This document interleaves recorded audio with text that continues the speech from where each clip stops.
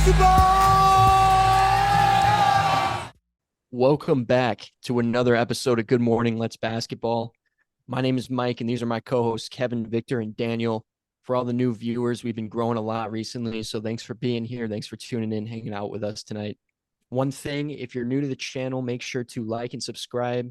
We're pumping out NBA content pretty much bi-weekly with our podcast, and then we got some videos in between on just various topics. But we got a lot planned for 2024. We got a goal of hitting 2,000 subs on YouTube, and we have different goals for Spotify and Apple Podcasts. But if you're on there, make sure to leave a review. We appreciate you all. And we're going to jump right into our first topic today. We got a lot of news. We're recording this January 23rd. A lot of things happened today, including Terry Rozier's trade to Miami. We got Adrian Griffin getting fired. Joel Embiid dropped 70 last night. And number one thing, Tristan Thompson suspended 25 games for using PEDs. Sad way to go out, averaging like 4 points. But you know what? Let's kick off our first topic. Kevin, introduce us to some news. So, like Miles just said, Terry Rozier has just been traded to Skyami in exchange for Kyle Lowry and a 2027 first round pick.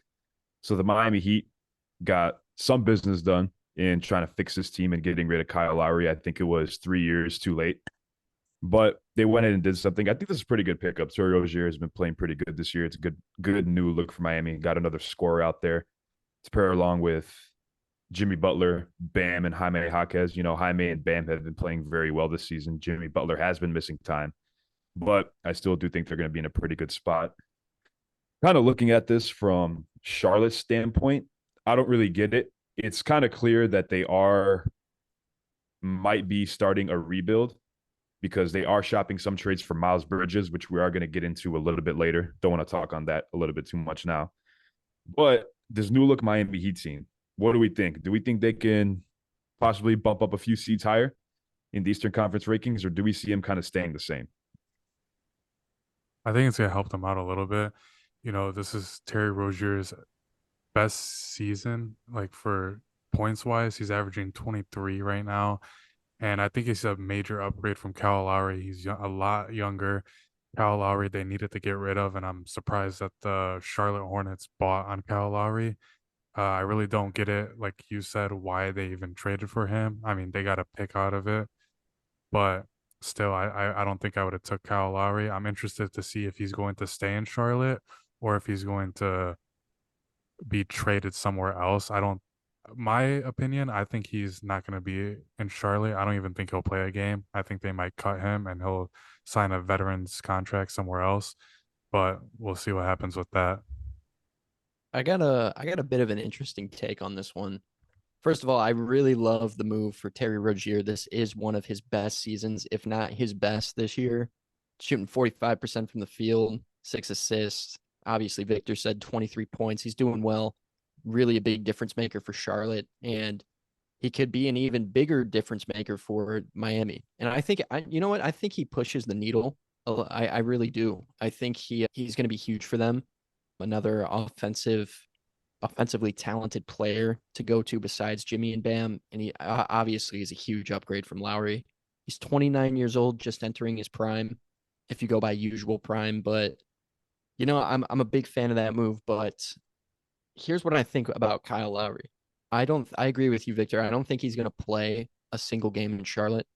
I'm about 90% sure they're gonna buy him out and he's gonna enter free agency. But you know, I'm gonna say this might be a little bit of a hot take, thinking ahead too much, but I think Lowry's done. I think he is going to retire, and if not, maybe we can see him maybe sign like a 1 day, 10-day contract with like Toronto and retire a Raptor because he's previously stated he did want to retire a Raptor, but obviously he's not going to get like an award tour or anything. But I'm pretty sure this is the end of Kyle Lowry.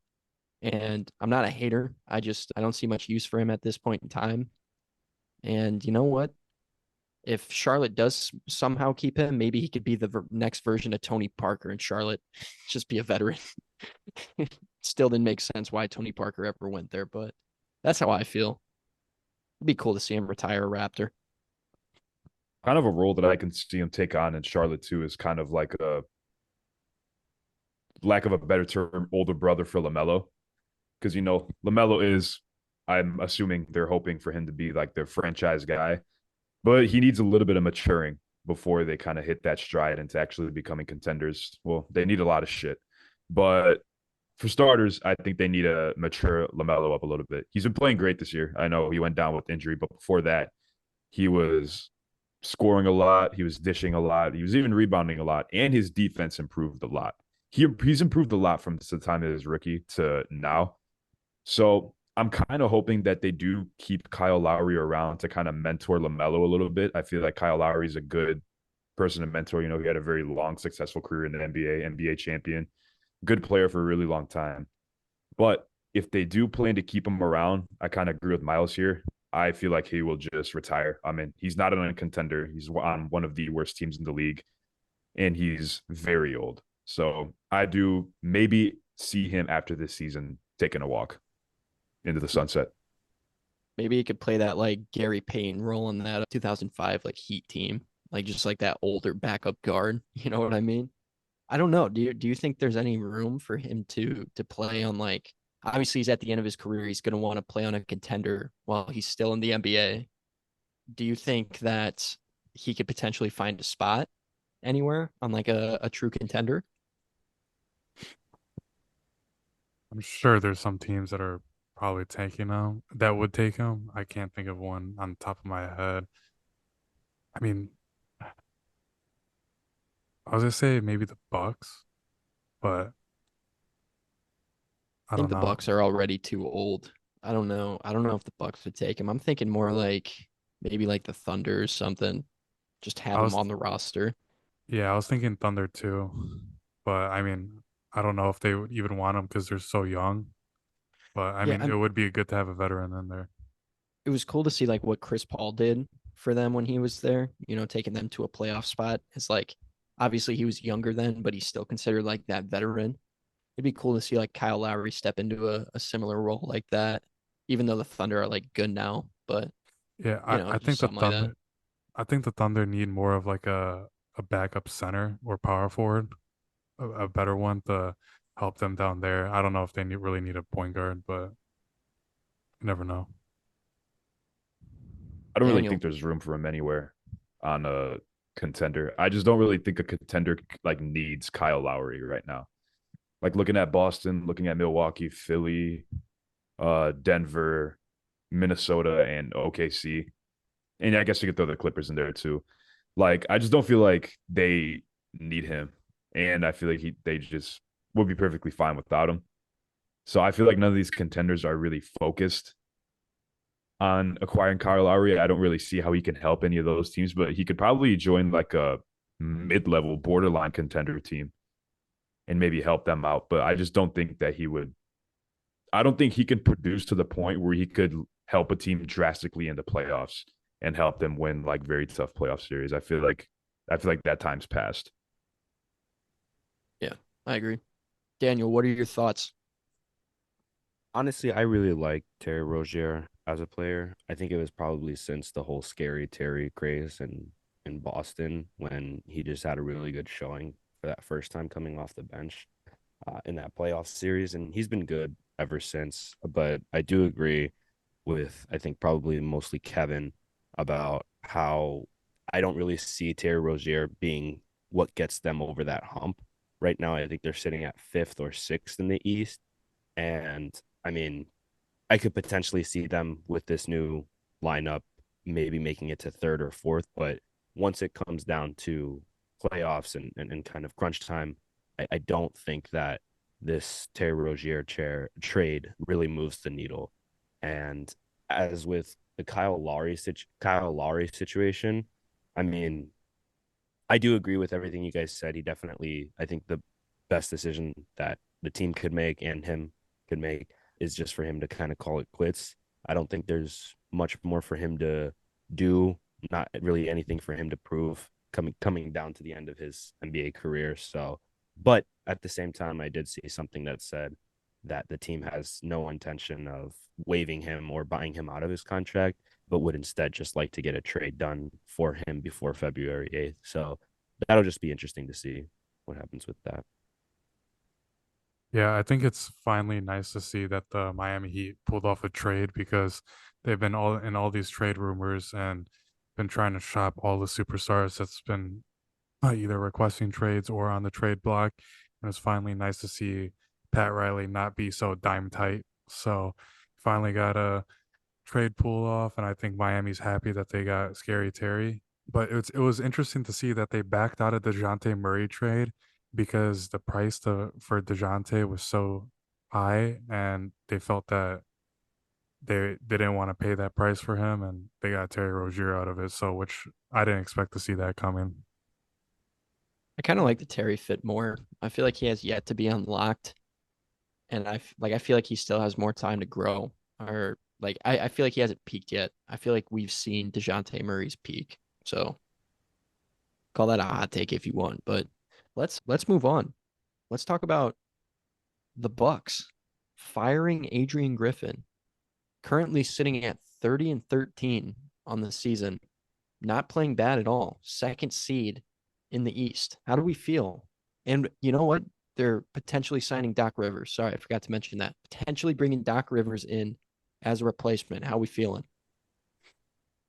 I've said time and time again about this Milwaukee Bucks team that their record is a little bit misleading. 30 and 13 they are in the season. Yeah. Great record. I mean, they're second in their Eastern Conference, but the team just looks a little bit dysfunctional and lost whenever either Giannis or Dame isn't really on the floor. I don't really think Adrian Griffin was the best option for a head coach for that position, but looking forward, they fired him. Their assistant coach is stepping in right now as the interim head coach, and they are looking for a new head coach currently. And the top three candidates per NBA Central are Doc Rivers, Jeff Van Gundy, and Nate McMillan. Out of all those guys, Van Gundy hasn't coached in the NBA in a very long time. Yeah, that's interesting. But I was not expecting Jeff Van Gundy. I wasn't expecting that either, but he was a pretty solid coach when he was in the league. He's a current analyst. You can hear him talking during the games alongside Doc Rivers. Well, not Do you mean alongside, do but you they mean both do that. But do you mean Stan or Jeff? no, they both do. They both talk during games. Jeff got fired. Does he still talk? Does he still commentate? I wasn't aware that he got fired, but I did know. Oh yeah, wasn't he a part of the Sports Center ESPN freaking just Yeah, layoffs. He got laid off. layoffs? But he was a Well, notoriously great commentator. he was, so I don't know why they kind of fired him. Regardless, I think that he could be a pretty good candidate for this team. I think he understands basketball very well, and he understands, most importantly, the modern day NBA very well. And I feel like he could be a very good coach. The only reason I want the Milwaukee Bucks to sign Doc Rivers is so we don't have to hear his ashy ass voice talk on TV anymore. Facts. That is So factual. that is about the only reason why I think the Milwaukee Bucks should sign Doc Rivers is to help out America. Yeah. But just that joke aside, obviously that's just a bullshit. Me just being a hater, but I feel like Doc has kind of proved much recently too that he's not a coach that can lead you. He's not a head coach that can lead a team to NBA Finals, let alone a third round. All the 3-2 leads he's blown his whole entire career. I would like them to see go in a little bit of a different direction. Whether it is Jeff Van Gundy, Nate McMillan, not too crazy about. I think he was the last team he coached, Atlanta, I believe. I believe so, yeah.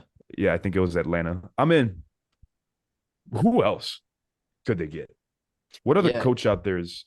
it I, seems like the coach market is a little slim right now, but go ahead, Victor. no, I was just say for like other coaches, I know JJ Redick was looking for head coaching jobs. He didn't get any, but I mean, I don't know if that would be what the books are looking for because he's going to be a brand new coach, never coached in the NBA, so I don't think they're going to go that route.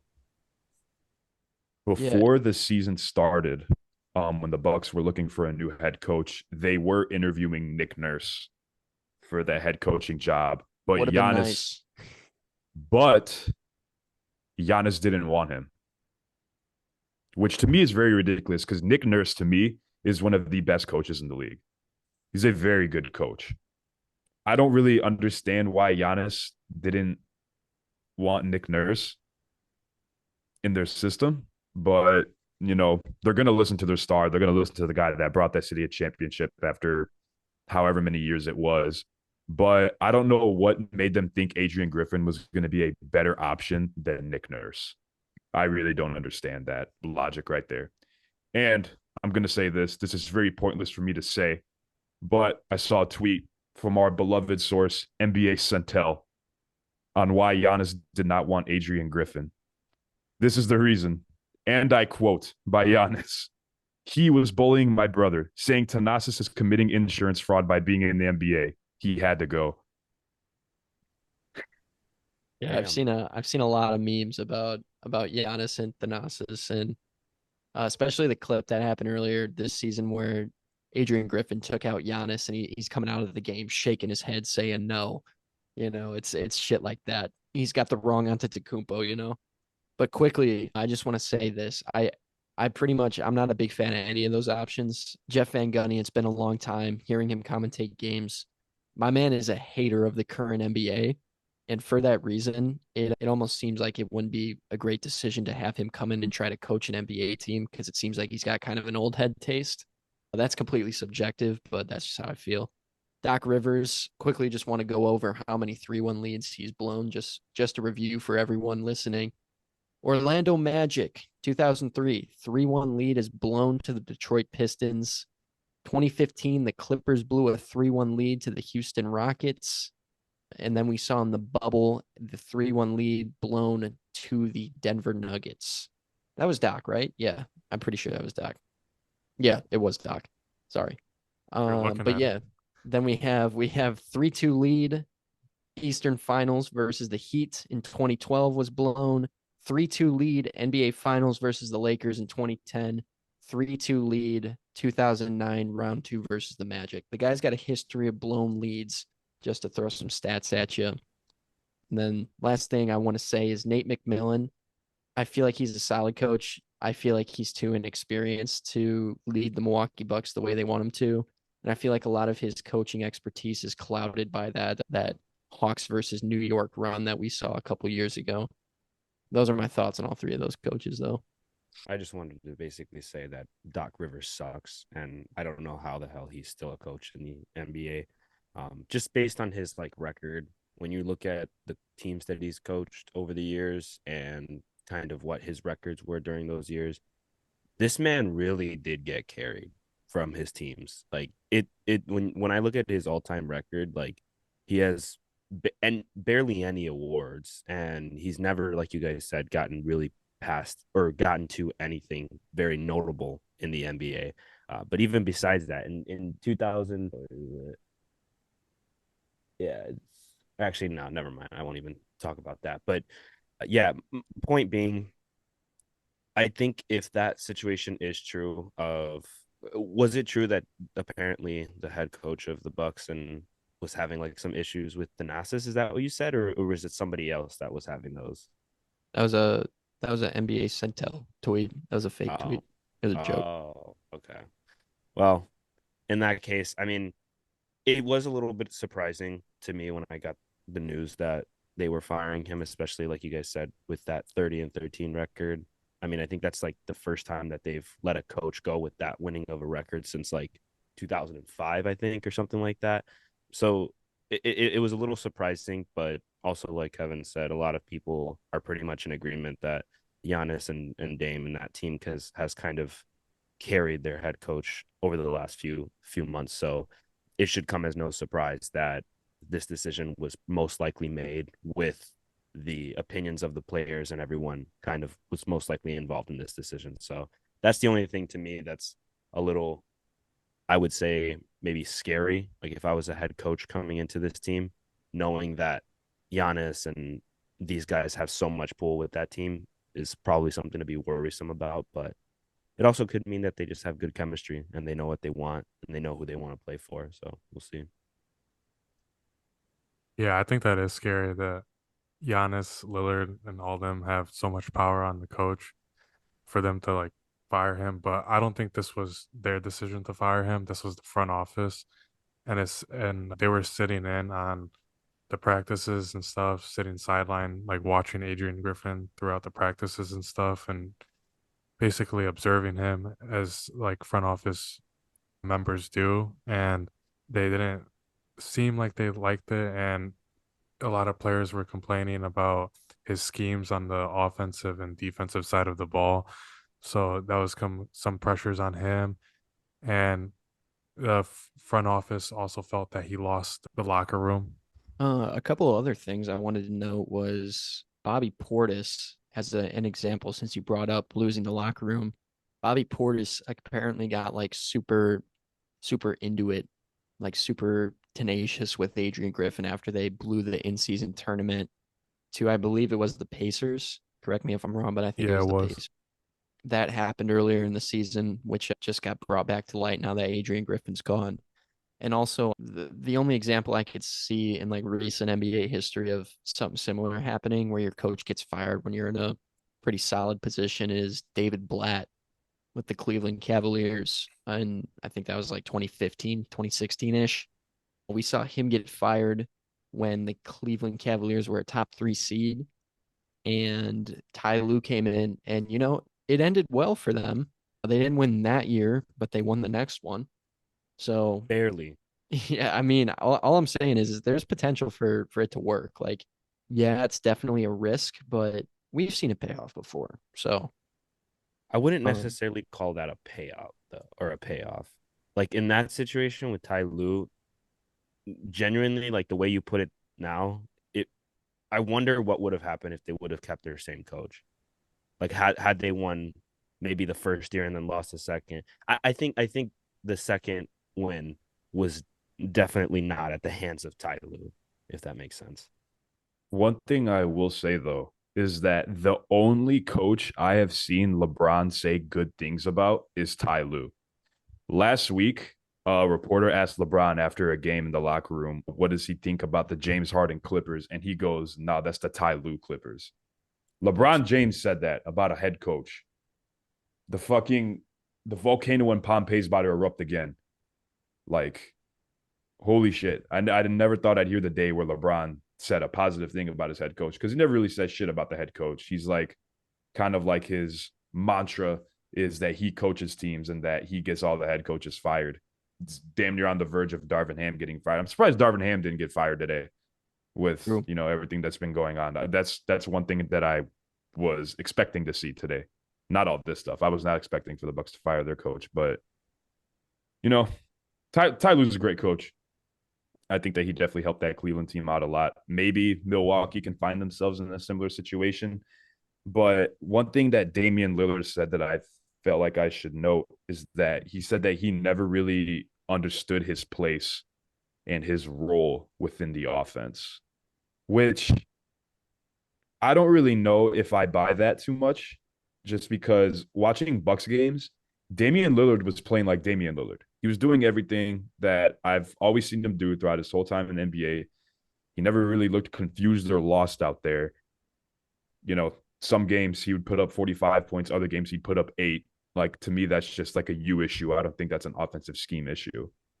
So I don't really buy Damian Lillard's reasoning on that. You guys did mention that it is kind of scary of how much power these stars can hold on NBA teams, but I don't think it's scary at all.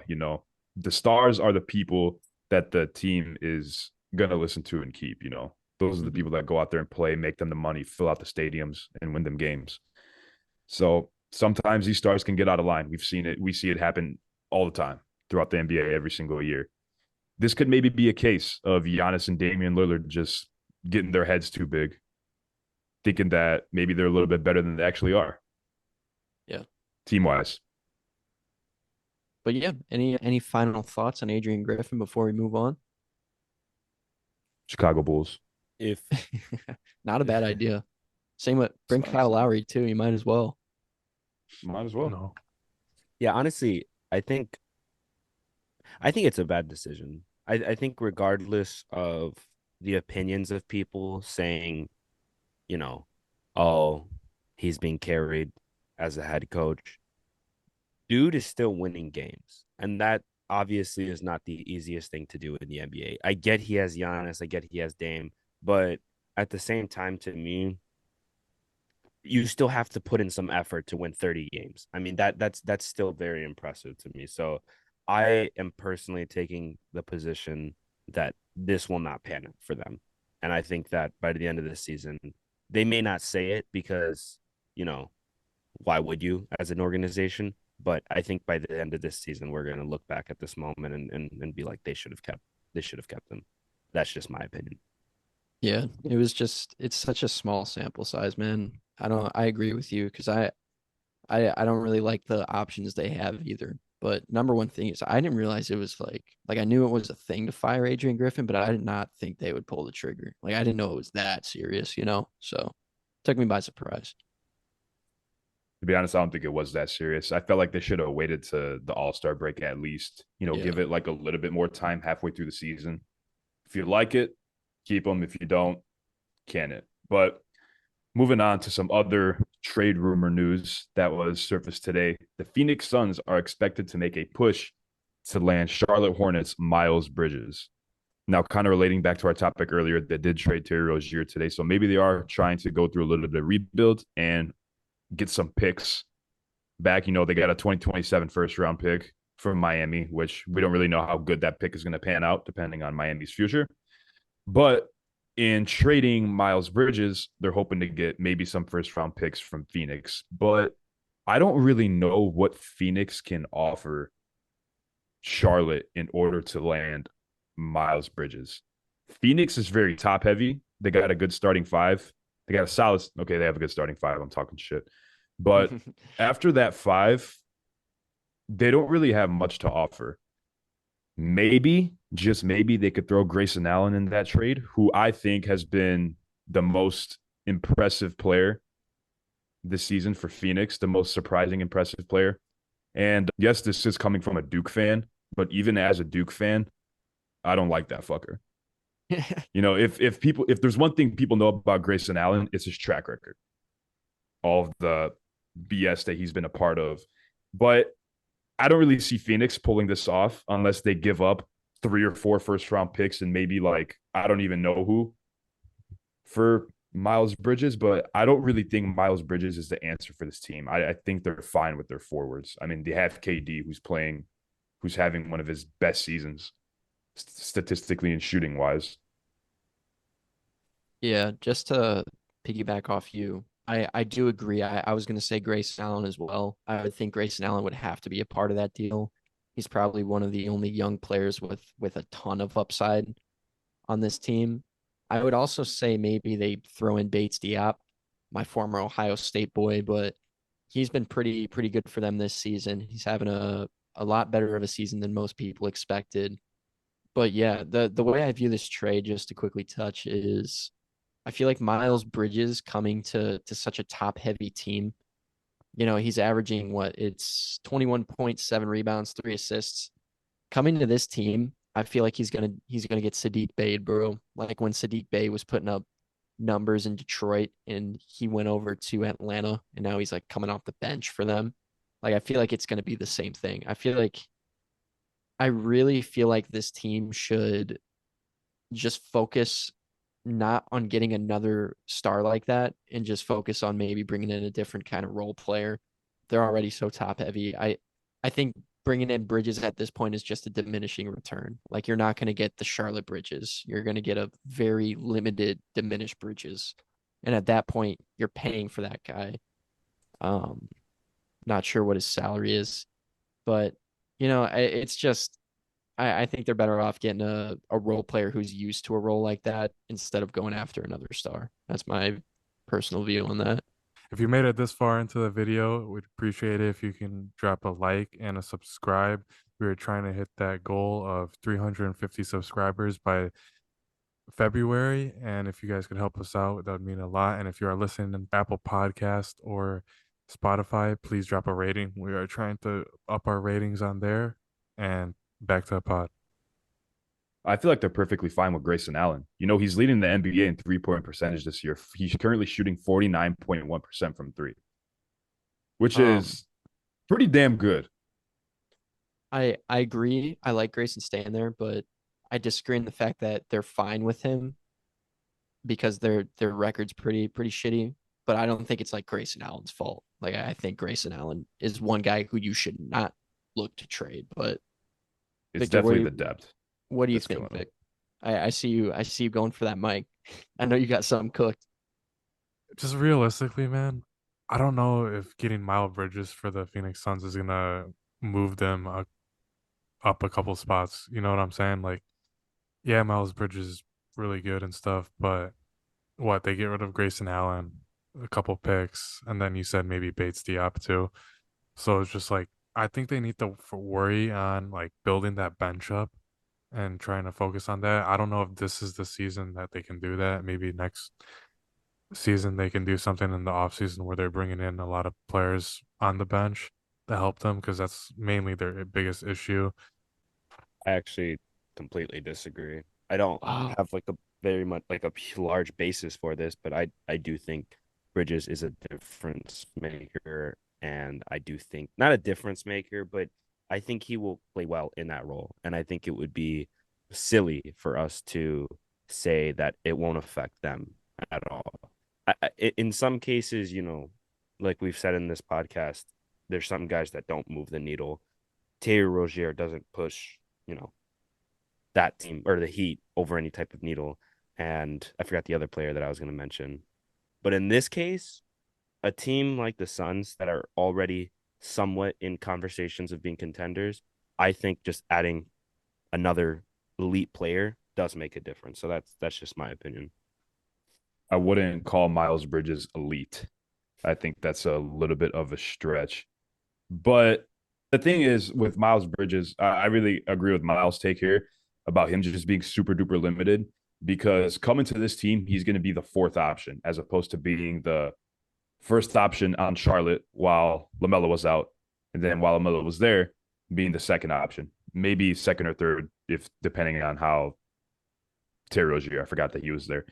Regardless, being the fourth option there, I don't think would be very good at all for him because the third option on Phoenix is Bradley Beal. And this guy was averaging damn near 30 points in his time in Washington. He's only averaging 18 this season. So we've seen a very limited Bradley Beal this season, not only because of injury, but while he's playing, there's not a lot of shots for him just because he shares the ball with KD and Devin Booker, who also love to shoot the ball. They're going to get theirs. On top of that, Bradley Beal loves to shoot the ball as well. He's a pure scorer. So adding Miles Bridges to that team, like we would really see his numbers decrease. And outside of scoring, I really don't think he can help them out that much. Defense, he's pretty solid, but he's not anything too special. I don't think he's going to get them over that hump of where they struggle on defense. I feel like they could just go in a way better direction and just acquire some bench players because all in all, that's really, really what they need and really what they struggle with. Because you can't have a successful postseason without a deep bench unless you're Denver, but they're not Denver. So Yeah, you also just have like the stigma of signing Miles Bridges, which is never a good look for any team, including the Hornets. So, They're final trading. thoughts? Well, yeah, I'm saying the Suns. Like I'm saying the Suns picking him up. And also they re-signed Miles Bridges. So the Charlotte at the time of re-signing him. So we're going to be introducing a new segment to our channel. We're going to be doing who he played for. I'm going to be hosting it this time around, and basically what it is I'm going to say an NBA player's name, and then Miles, Daniel, and Victor are each going to give me a guess on who that NBA player plays for currently. These are all current NBA players. I can't tell you how many minutes these guys play. Obviously, I didn't pick names like LeBron James and KD, but I picked decent enough names for you guys to know. So, first player, who does he play for? Kenyon Martin Jr.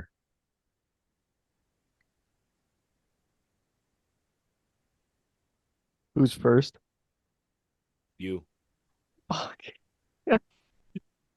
Give me the Memphis Grizzlies. Miles says the Memphis Grizzlies. Daniel, it is your guess. Give me Utah Jazz for 100 points. That's a good Utah, guess. Utah Jazz to Daniel.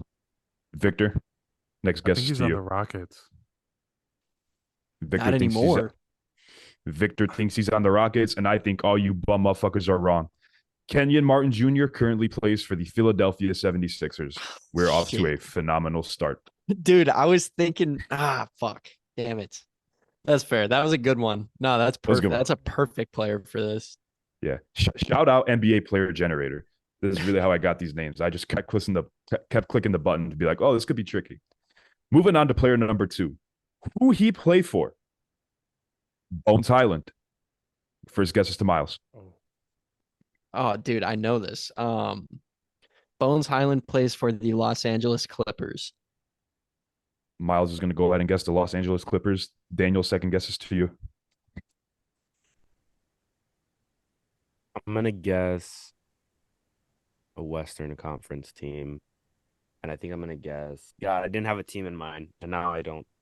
Mavericks. Daniel I guesses know, the Dallas Mavericks. Third guess to Victor. Bones Highland, who we play for. I know it's the Clippers. 2 out of 3 were correct. Bones Highland plays for the Los Angeles Clippers. Should have just took the over. Yeah, you could have easily piggybacked because Miles answered that one pretty quick. Moving on to player number 3. Who he play for? Scottie Pippen Jr. First guess to Miles.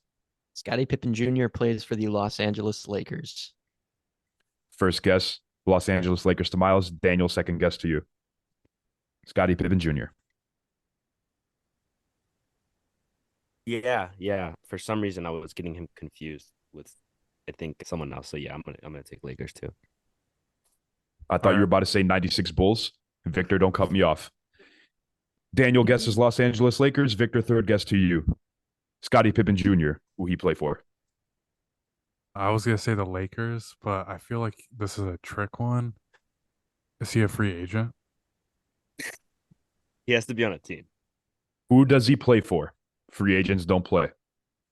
I know. I didn't know if you were throwing a trick one in there, but I'll just go with the Lakers.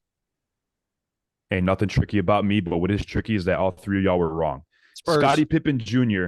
currently plays for the Memphis Grizzlies. Scored a bucket. Shit. Wow. Scored a bucket the other night in the United Center with his dad's jersey hanging over his head.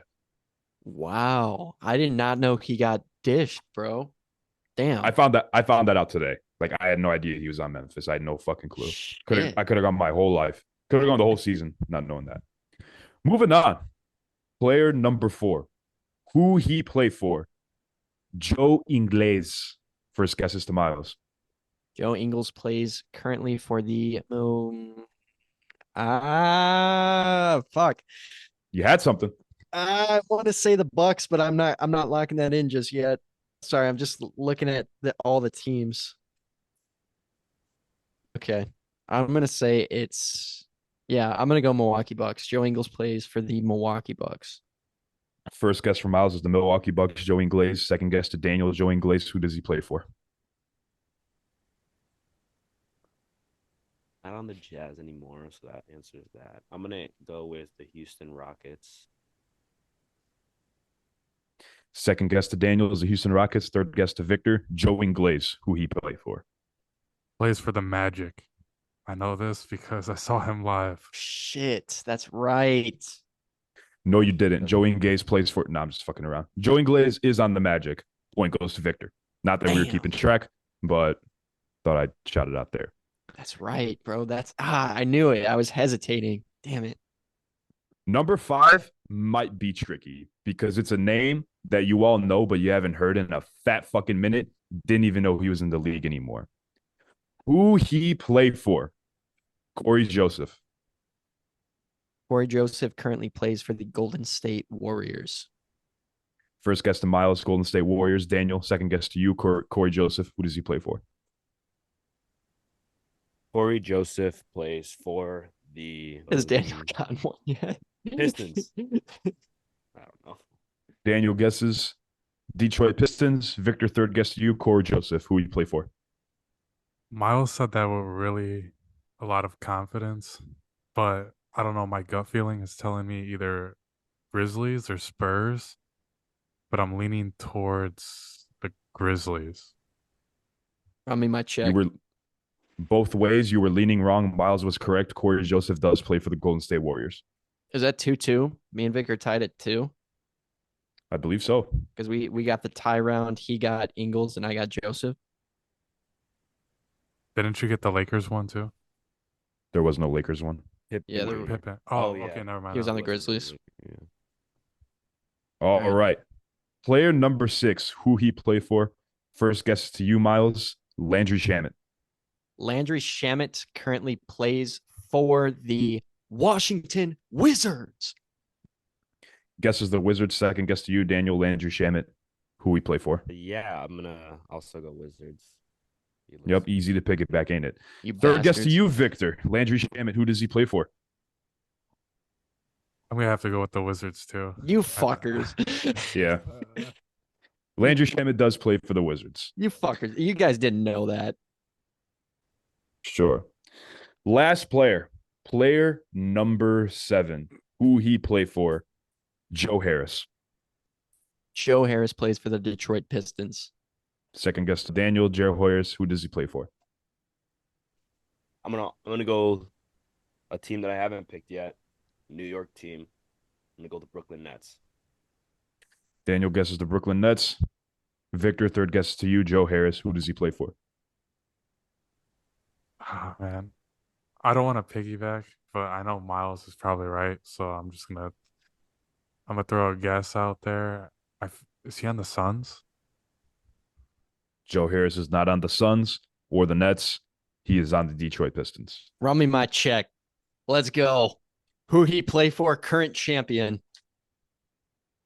I saw someone say on Twitter the other day that what if the NBA didn't break off-season free agent signings and trades?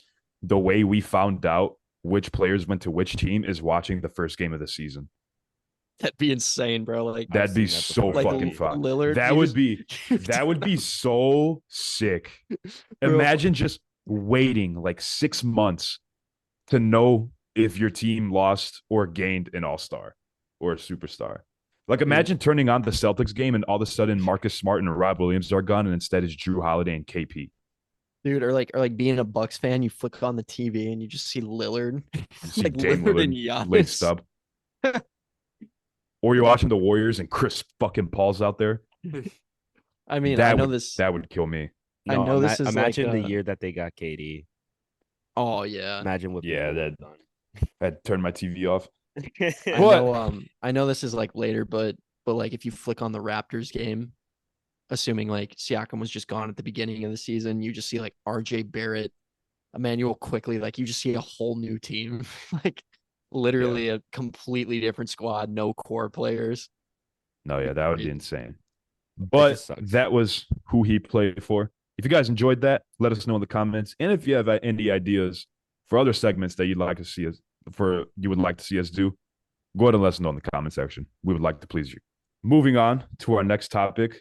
List today has been released for the USA 2024 Paris Olympics. A player pool of listed players that should be playing on the team this year. Now, USA basketball has been kind of struggling with FIBA.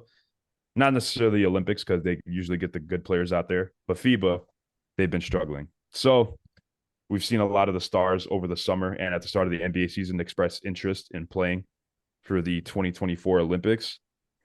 And kind of looking at the player list here, it kind of questions America because they got guys like Duncan Robinson, Cam Johnson, Walker Kyrie Kessler. Irving. No, not Kyrie Irving, you fuck. Like there's just guys on here that I just don't think should be considered. They're great players, but they just shouldn't be. Like Josh Hart, Walker Kessler, Cam Johnson, Duncan fucking Robinson. Like, what is this? Like, obviously some names they got good. Okay, you see AD, I see KD, Anthony Edwards, Embiid, which I don't understand how that works. He's from Cameroon. But yeah, as long as they're not dumb about it and they pick the 13 best players in the league at their position, they should be fine. You know, I don't think if you send out a lineup of Curry, LeBron, KD, and Embiid, you shouldn't lose to Peru. But like, yeah, looking through this, it seems like the players are finally buying in to compete in the Olympics. I think they're realizing that they're not too cool for it. And a lot of these players want a gold medal because they don't have it. But there's some names on here that I feel like kind of are like ride that fine line of they have a really good chance of making it, but they also can get left off. One name that really came to my mind was Desmond Bain. Very solid player. He's having a good season this year, but he's kind of like a wild card. Another name that I kind of think is in that realm too is Brandon Ingram. One player that I see in that realm right now is Paul George. I could see Paul George getting left off despite being a really solid two-way player. But one thing I want to mention is like a lot of obviously we saw last time USA played in the FIBA World Cup. It's all about adapting to your position. And there's some players on this list that are a lot better than that than others. Like one also, while I'm looking at it, one weird player on here is Alex Caruso. I just wanted to mention that. That was one guy I was really not expecting, along with Duncan Robinson. But we saw like obviously Trae Young has a history of getting left off USA rosters. But when it comes to his regular season, obviously he's a really good player. Love him or hate him. I know a lot of NBA players hate him, a lot of fans hate him, but he's a good NBA player. But back to this adaptation thing, we saw last year's team really struggle to adapt, Brandon Ingram especially. And I think that's why he's going to get left off this roster. They brought back all the guys from the FIBA tournament. It seems like that's why Walker Kessler's on here. That's why like Austin Reeves is on here. Like they brought back a lot of those guys, but back to Trae Young. That's a guy who I could see not making it simply because he's just like non-adaptable. I don't think Trae Young could contribute anything as an undersized guard to a USA team. But it's nice to see the vets come in like LeBron because LeBron has experience adapting. We've seen him on USA countless times. And that's why I'm gonna make a bid for like Derek White. I really think Derek White on both ends of the floor. This isn't even Celtics bias, bro. Derek White on both ends of the floor is extremely adaptable and he knows exactly how to play that role. Playing that role on the Celtics right now is like pretty much the equivalent of playing the role on the USA team. That's the exact role they would need him to play. So I'm a big advocate for Derek White on this USA team. Obviously, I'm not saying he should start, but he's someone who I think is definitely an underrated player in this pool. But I like to How hear many Daniel and Victor. I'd like to hear your thoughts as well. how many people are they allowed to bring with them? Like what's the number of the 12. list? Oh, it's 12. it's Well, not 15. I thought I saw 12-man roster. Damn. Yes, it is 12. The 12-member 2024 USA men's national team, which will represent the United States. Yep, it's 12. Okay. But they have a pool of so 41 players, so 29 of them will not make it. Yeah, I had to do a little bit of mental math there, but I think when you have that number of there's only 12 spots and you look at the competition level of guys that are willing to play for that team, a lot of guys that, we would maybe like to have on that team or think would work well on that team just aren't going to make it. In a lot of ways, this team seems, I don't want to say fan built because that's a little regressive maybe, but in a way it almost seems like an NBA fan just kind of sat down with a list of the best players that he knew and wrote them down. That's kind of how I see this roster playing out. I don't see a lot of decisions for who's going to play being made off of what's going to give us the best chance to win. I think it's going to be that starting five of whatever it ends up being, and then everything outside of that is purely based on name, right? If Katie is potentially a sixth man, you're gonna choose him over anybody else, no matter if they fit well within the team or not. I think it's just gonna come down to namesake. Guys that are well known in the NBA are gonna have a lot better of an opportunity to play than other guys that are just role players or really good at being a part of a system. dude, like looking at this list, it's gonna be a tough choices for the guard spot. I mean, they have so many names like Trey Young, Chris Paul, Kyrie, Jalen Brunson, Tyrese, Steph Curry, Fox. Fox. Yes. There's just so many guards on this list. It's going to be hard for them to narrow it down. I mean, I think that's the biggest position where they're going to struggle with the most is finding out who to keep and who to cut for the guard spot. For the guards, Yeah, there's just so many of these guards that are really talented. I think it'll be a pretty easy choice for them. I think it'll be Curry as the first. The second will probably be. I could see Kyrie, honestly. That's a veteran USA player, man. He has experience with them. He played with them when they had like a really good when they had that like mellow squad and they had Kobe and shit like that. So I could definitely see Kyrie being that second option on that team because I mean, who outside of him and Curry and I would say, I mean, Ant would probably depending on the coach, Ant is probably going to be a name that'll get thrown around in there as a third guard because the most recent coach had a lot to say about him and said that he was a very good difference maker. I think it was Steve Kerr. So just a lot of good things about him and his ability to be a good point guard for that USA team. So yeah, that's what I would say. I don't think they're gonna have any issue with point guards, but those are my picks: Curry, Kyrie, and maybe Ant. Two guards that kind of came to my mind looking at this list of I have a question if they're going to make it or not. One of them being Donovan Mitchell. Just there's so many good guards to pick from. I could just very much see him being left off. He's pretty one dimensional, and I don't think he's going to adapt that well and play a role very well. Another one is Chris Paul. Now, I do feel like they are going to throw Chris Paul on the team because it is Chris Paul. And like kind of back to what Daniel said about like KD is going to be on there, LeBron is going to be on there, Anthony Davis is going to be on there, and Beat's going to make it. All those guys are going to make it. I kind of see Chris Paul falling into that kind of category as well. Not because he deserves to play on the team. I mean, Chris Paul's still solid, but it's Chris Paul. Like if they cut him, it's going to cause some controversy around the league. So, but I feel like they should definitely weigh that option a little bit more than people might think. I Yeah, would Chris, harshly disagree that people would be care if Chris Paul was left off of that USA team. I mean, do you guys share that opinion? I don't know. I don't think they would like necessarily like care a lot. It would just be like it would just suck to cut Chris Paul considering how many USA teams he's been a part of. Like that's just a guy you want as a vet. Like if this was a 15-man roster, I would for sure gun for Chris Paul. But with 12, I'm just not sure Chris Paul brings. Like again, I'm gonna bring up Derek White. I don't think Chris Paul would bring anything that Derek White can't at this point in his career. Like if it was 15, it would be nice to have Chris Paul as like that vet. But to me, I don't think Chris Paul should be on the roster. Do you Um, guys like the idea of Kyrie and LeBron sharing the court again? I don't know. That's what I really realistically would love to see. I'm Kyrie coming in gunning. as the secondary and having LeBron and him share the court would be something of beauty to watch again. And I'm you gunning sound for like House of Fox, bro. Highlights. I think Fox should be there over Kyrie. I think Fox offers way more, especially on defense. Between De'Aaron Fox and Kyrie, I think there's even if there's especially if there's an element of these guys choosing who they want to play with, I think probably 9 out of 10 times these guys are going to pick Kyrie over De'Aaron Fox. I think But you're placing too much weight on namesake.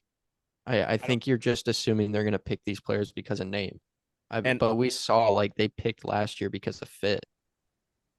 for sure, but that's I feel like after that, I know where you're coming from, but that's my point, right? Is that I am saying that I think I'm taking the opinion that the names are going to carry a lot of weight in this team because we saw how everyone basically jumped down the idea of like, oh yeah, we need to join the USA team and we need to win games now and all this other stuff. So I think aside from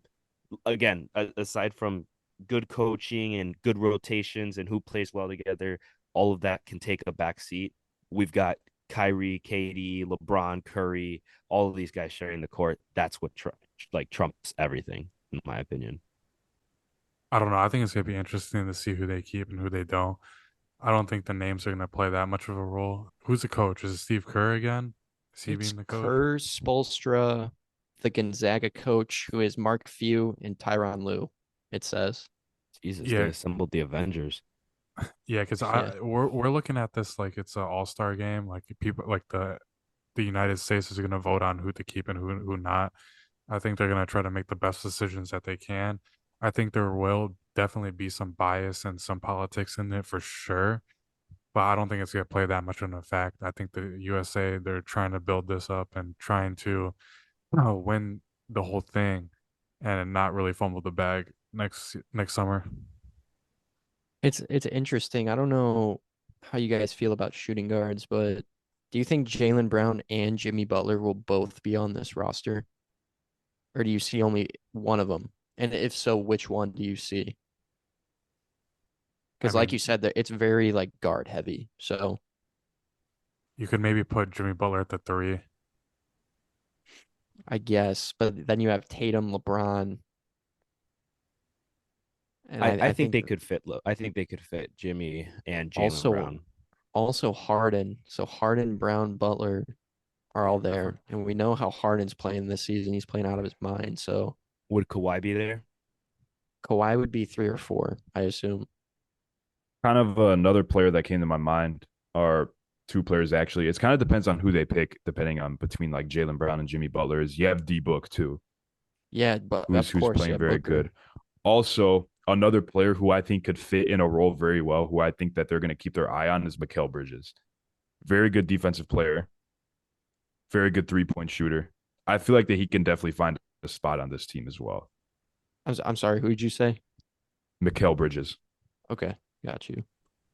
Yeah, the thing is like after seeing what happened with that USA team last year, it's really hard to imagine any of those players coming back and returning just because they're a bit inexperienced, I guess you could say, even though they did just get some experience. But like obviously Edwards would be the top guy to gun for from that last team because he basically held down that USA FIBA team. So I mean that's Brown, that's Butler, Bam too.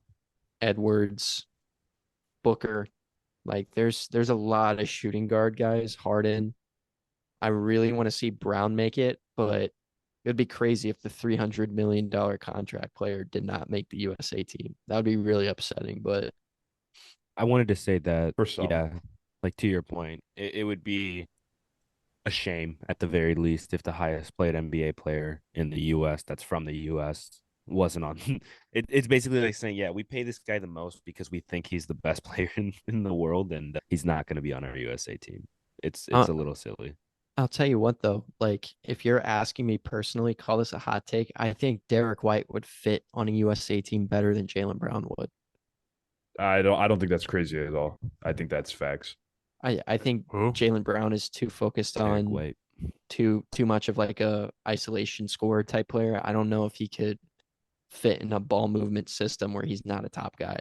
So in that case, like that's another thing. I know I keep circling back to D White, but that's a spot you could slip Derek White in there. I really think he has a shot at making this team. I'm not kidding. I'm so serious. It definitely does. I mean, shit, that's why they included him on the list. But we also forgot about Dame Lillard. Is Lillard on here? Mm. Yes, he is. Yeah. Dame Lillard, Yeah, Drew Holiday. dude. It's just tough, bro, because like I would not personally like I wouldn't want Damian Lillard, but like how can you at the end of the day, like Daniel said, like not saying they're Name picking off namesake, but cutting Damian Lillard just like sounds crazy to even think about. Like you cut Damian Lillard. I That's think insane. that they should I think that they should televise a King of the Court like the game with all 29 players. Televise it, let us watch it. Go 1v1s, 3v3s, whatever you want to do. Last people remaining get to play for the USA team. I'd rather that, honestly. I mean, like we're just going down the list of as many names mostly 1 through 3. The 1 through 3 position has it sounds like 70% of all of the best players in the NBA. So they're not really going to need or they're not really going to be throwing around too many big names because those don't really exist. I feel like in the 4 and the 5 position, but we'll just have to see. I don't know. It's exciting. Duncan Robinson's just happy to be there, bro. If there's like one guy that stands out, it's him. Like I'd rather see Walker Kessler in there than Duncan Robinson. Like that's just crazy. I'd rather see Duncan Robinson than Tyler Hero. Really? Yeah, because Duncan Robinson's gonna know what he's supposed to do, and Yeah, he can bang, that's a good bro. point. That's a good. Tyler Hero's playing good this season. Yeah, Yeah, but but like as opposed to like fitting a role. we just named Oh, 10 Yeah, for players sure. that were better than him too. Yeah, That that's a are good all point. potential. Duncan Robinson is definitely not as good as Tyler Hero, but Duncan Robinson would fit so much better. That's a good point. But either way, like him, it's funny because I'm gonna name three white guys, but him, Reeves, or Robinson, like either way, the other team is just gonna go after them on offense. They're gonna isolate against any of those guys. And for that reason, you just can't have them on the roster. Like they're just defensive liabilities. But I feel you, but foreign teams don't really play like that. they did against Reeves this summer. They destroyed Yeah, Reeves. but I feel like that was true for a lot because you had Reeves and Halliburton out there at the same time, Yeah, which but is just fucking horrible. I just know they were specifically isoing Reeves. And Yeah. Euro teams play big ball. They don't shoot nearly as many threes as like the USA teams do. They really like to go down low too. Like there's a lot more post game. So if they, not saying this is a for sure thing, but if you come in and face a team that's got a like 6'5", 6'6", couple guards, pretty bulky guards, like they're gonna go down low and they're gonna take those guys. But See what you're that's saying? Imagine if always a stretch. Are we talking Eastern or Western Europe? Wherever you're from, I bet they got some big guards. No, no, no. Eastern Europe, they have 3-point shooters. Luca, who else? Who else? Jokic. Well, like a lot of like watching like I've only seen Slovenia play a couple times. They pretty much played through Luka Doncic's driving kick, and it seems like everyone on Slovenia can fucking shoot. But when you Yeah, play like, but when you play like Spain, Spain has a lot of big guys and they play down low, like a lot ball movement, and they play a down low, a lot of down screening. and So I could see Germany, that. Germany Germany too. too, yeah. They got the Wagners. Yeah, Ooh, just like I yeah, forgot about Germany. They won it last year too. dude, Germany's tough. Spain my is man always good. Daniel France, Tice. imagine France has imagine Wemby if and Gobert. Yeah, that's crazy. Wemby and Gobert. no, imagine if like the USA team gets really far and they have to go against like Serbia in the final, and then Serbia just like with Jokic just absolutely runs through them. I'd consider Jokic the GOAT after that. Bro They took on they they best played lineup in Serbia. history. They played Serbia in the championship in 2016. They ended up winning, but they only won by like 10, 12 points. Serbia That was competes. They have a very good team all the time. Is that was Jokic pre playing? Jokic being nasty too. No, that was while Jokic was nasty. Is Jokic? 2016? Yes. Impossible. He wasn't MVP, NBA champion level nasty, is what I'm Did saying. I fucking say that? Well, no, I it said was he was nice. 2016. He Said he was wasn't a bum. nasty. Didn't say that. One thing I wanted to mention about the Olympic team is that I did see somebody making, or not Olympic team, sorry, but just like our national team, somebody made a good point of just we need to make sure that at least some of these positions are given to younger guys. That way we know that the USA national team will be in good hands over the next few years. And I do agree with that. I do think that there needs to be some guys on this list that are younger and that will carry the torch. And I don't think it's enough to just give it to like Tatum, for example, or Jalen Brown. I really see the only guy doing that would be Ant, the only guy who has a shot. I do agree. I do agree with the idea that there should be young guys on the roster because it's good to know to develop them, get them that experience. But Team USA is in a unique position this year. The rest of the basketball world is doubting us, and we've been dominating for a long time. So on the flip side of that token, there's also an argument that hey, screw the young guys. We're in like win now mode. We have to dominate this tournament. We need the best we could get just to reestablish that like the USA is for real at basketball. So we'll see, man. Is Greece good with Giannis? I never caught a Greece game. He didn't play last year. I think he was injured. Damn. He's probably gearing up to start to switch citizenship and play for USA team. Also a team, Finland. foreign basketball, Lauri Markkanen is a different fucking beast. Dude, yeah, that's facts. Like I for remember real, dude. his campaign. Like Finland, Lauri Markkanen is up there with USA Melo. Like they're just different when they put their nation's jersey on. It's actually absurd. USA Also Melo's better Canada. than like, yeah, bro, Canada too. They have so many Canada's good. NBA players. Canada stuff. They got RJ, they got Shea, Dylan Brooks. Canada has a pretty solid squad. Jamal Murray. Yeah, I was gonna say Jamal Murray. That actually is a really good squad, low key. It's not bad. There's definitely Yeah. bigs we're forgetting. They have good bigs too, but I can't remember them. Canadian. Kelly big. Olynyk. Yeah. And he's solid. He actually is solid. He is solid. He'll definitely be on the team for sure. Am I Wiggins, tripping? Oh, apparently. Wiggins. Wiggins, yeah. Yeah, maybe I'm tripping. For some reason, oh, they have Dwight Nikhil Powell. Alexander Walker, who's another NBA player. Obviously not on the same level as those guys, but Andrew I think Nemhard. O'Shea Brissett from the Celtics. I think Canada can make a squad of like all NBA players. True. Yeah. That's what I'm thinking of. They got Zach Edey, bro. They have Zach Edey as well. Yeah, he can play 100%, Dwight Powell, not Dwight a Powell, yeah. terrible guy. but he'll help in some way. Yeah. They just got like a solid ass team, you know. They do. They can really put it together.